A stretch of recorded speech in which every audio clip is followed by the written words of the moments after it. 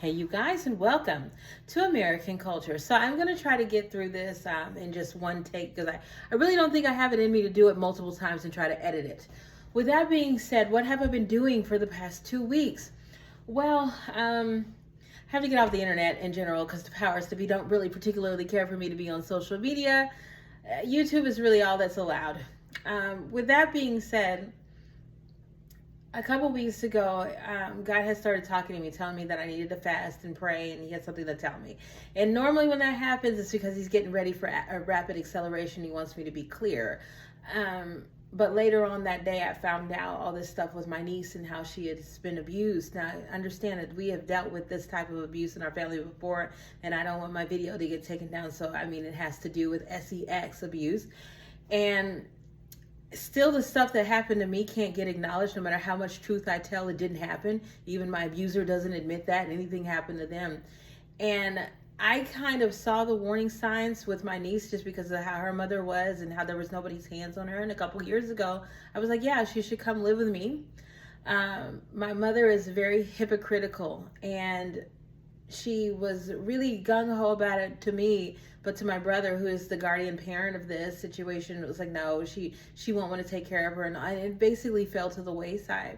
I didn't realize at the time that I was in a deep sleep, but whenever I found out all this stuff was happening again to this generation, and I had sworn that nobody was going to suffer the way that I did with this broken family and this hurt and this pain like this, and to see it in my face, I don't necessarily have the words to describe what happened to me, but it was as if there was something ripped out of my heart. There just was a hole there. I didn't have words for it. It hurt.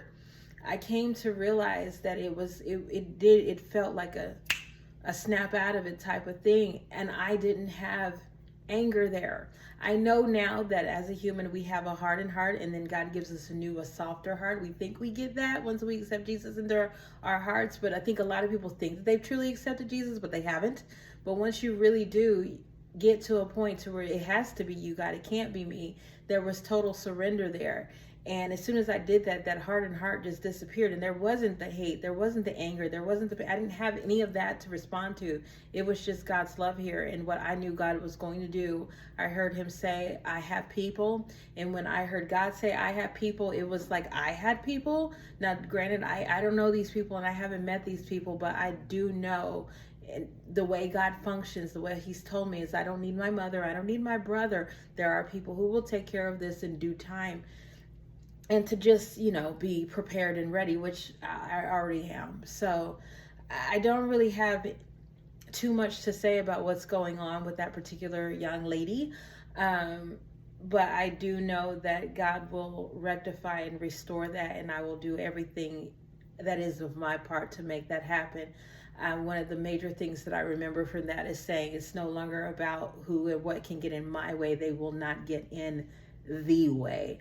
And now that I am firmly on board with the Lord in the way, absolutely, that ends with me. Which brought me to my next bigger thing, which is the ending of the generational curse. It's hard to admit that so many of your issues that you're facing now, the dysfunction, the disorders, it started in childhood, because our parents often, they end up being the beacon of love. They are what we think love is. And I finally had to realize, but mine doesn't know how to love. My mom doesn't know how to love herself, you guys, and I am not the only person out here with a mother like this. That's the reason why I put it out there like that. I know that over time a lot of people will relate. I had grown up thinking that it was me, and again, a lot of us, we grow up with these parents that want to constantly show us what's bad, what's terrible, and we start to embody that. You either start to act just like them or do the exact opposite, but it creates the same result of chaos, of wanting to constantly control.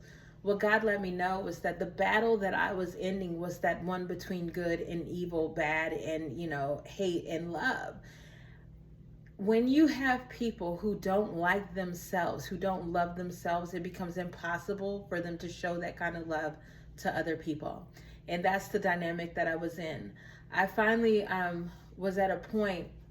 God had already had me praying with my mom before this, because He said He wanted to kind of examine our hearts.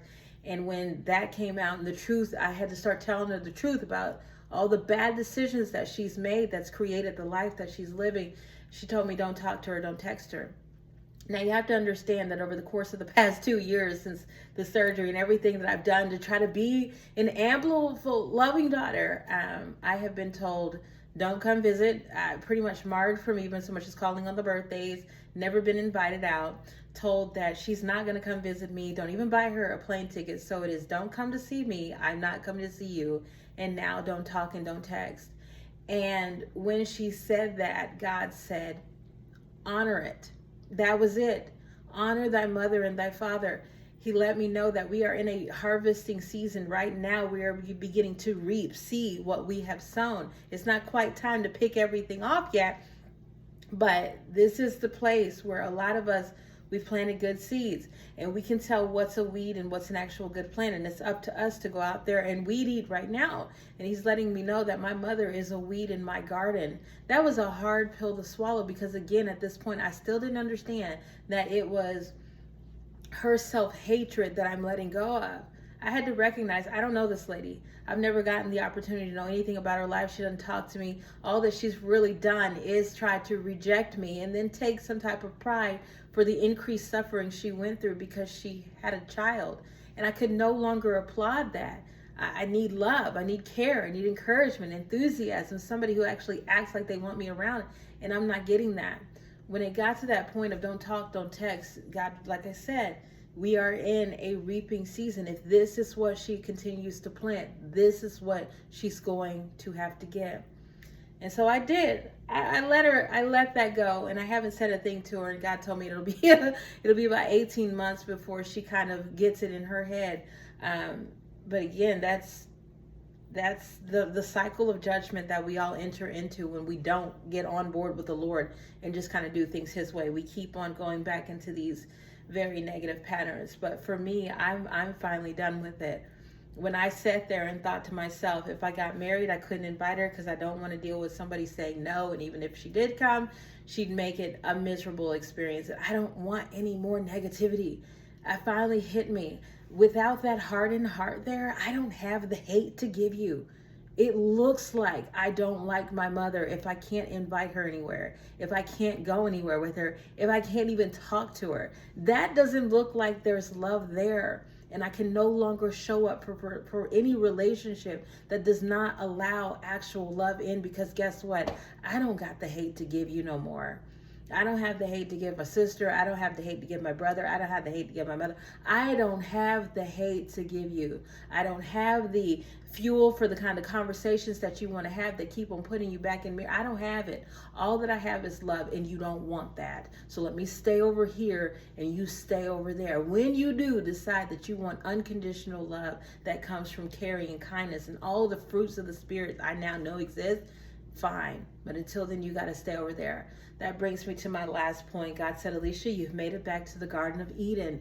And before you decided to get influenced and bite off of good and evil, because that is the battle we are waging. He says it over and over again. It's not against flesh and blood. So you really have to think that the fight is not against you and your mother, you and your sister. It's not. It's always against these unseen things. One of them is the deep-rooted self-hate that so many of us have ingrained in us through our parents. They mean well, of course, by telling you every single thing that's wrong. But remember, there were two trees in the garden. There was the tree of life and the tree with the knowledge of good and evil. Our parents very rarely give us any fruits for the tree of life. We all know that. Who prepared you for how to pay for bills? Who prepared you how to relate to people? Who prepared you for love? It didn't happen. Nobody encouraged you. Nobody kept you enthused. There was no inspiration for anything. Right. All that joy, what have you, kindness, didn't matter, gentleness, and you start to recognize. It wasn't until I realized, whoa, anxiety is because I don't have peace. Depression is because I don't know joy. Loneliness comes because I'm not a kind individual. And what kindness means, doing unto others as you would have them do unto you. If you're constantly rejecting people, surprise, surprise, you're going to end up by yourself. And so I realized that I had never bitten from the tree of life. I had never developed the characteristics that would give me a good life. I had just been micro-focused on what was good and what was bad, and me noticing what was bad with me and hoping that somehow I could get other people to love me because I couldn't love myself. And when I was sitting there looking at my mother and realizing, wow, this all of this, the way that you are requiring me to treat you like I hate you, is because you hate yourself. And there's nothing that I can do to get you to love you. One thing that I do know is that I follow the character of God. And if he needs a purpose to get done, if you don't want to purposely function like that, he will remove you and replace you with somebody else. Think the book of Esther. You know, she might not have wanted to go up there and talk to the king, but God explicitly said, it'll either be you or somebody else. If you don't do it, you'll die off. And that's the way that it is. He's not going to put a very willing to follow his guidance and his spirit person together with someone who isn't, and then make destiny required to if those two work together. It doesn't work like that. Either you get on board with the Lord and do your part, or he will remove you and keep pushing the purpose forward.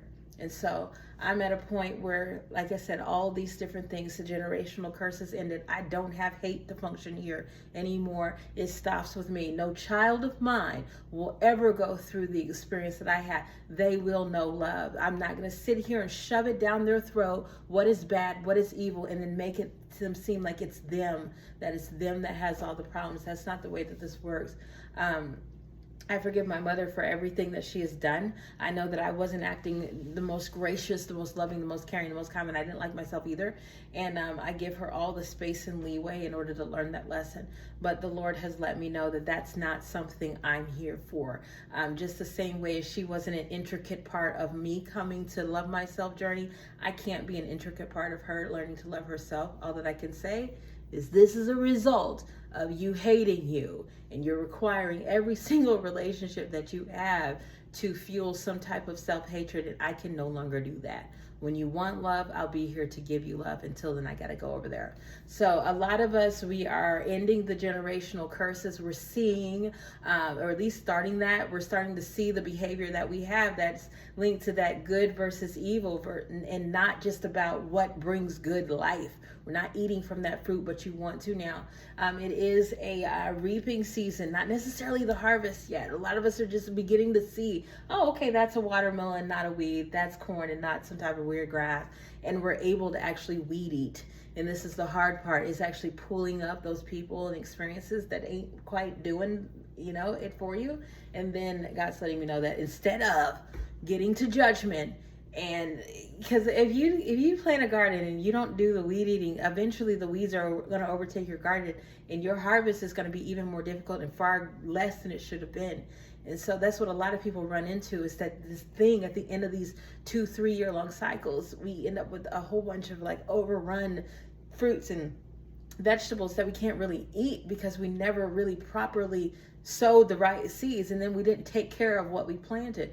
But God's letting so many of us know that we've finally got it together. We've sown the seeds. We're caring for things efficiently. It's time to get rid of the weeds so that you can really have the abundance of harvest that is coming to all of us. So for me, it was a definite major life shift that it happened in real time.